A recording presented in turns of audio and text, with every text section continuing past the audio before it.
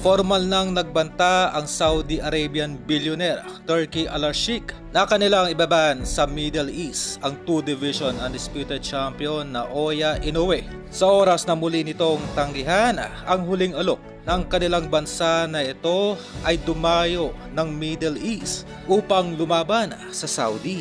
Kung ating maalala ay may pauna ng alok na $13 million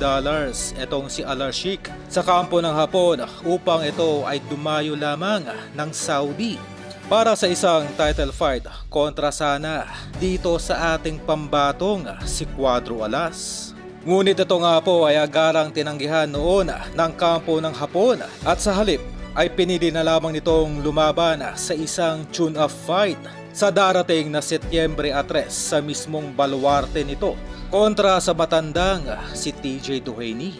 At mula sa nasabing balita ay may panibagong alok muli etong si Al-Sheikh na kung saan ay handa raw itong magbayad ng $20 million sa Hapon upang ito ay dumayo lamang ng Middle East. At kung ang kanilang alok raw ay muling tatanggihan ng kampo ng Hapon ay hindi na raw sila magdadalawang isip pa na tuluyan ng iban sa kanilang bansa itong si Inoue at alisan ito ng future fights hindi lamang sa bansang Saudi kundi pati na rin sa buong Middle East. Para po sa kalaman na lahat ay itinuturing po na isang prinsipe itong si Al-Sheikh sa Saudi, kaya isang malaking insulto para sa nasabing billionaire na basta na lamang tanggihan nang makailang ulit ng Hapon ang kanilang malaking alok sa kabila na wala pa namang napapatunayan kung tutuusin sa international boxing ang Japanese fighter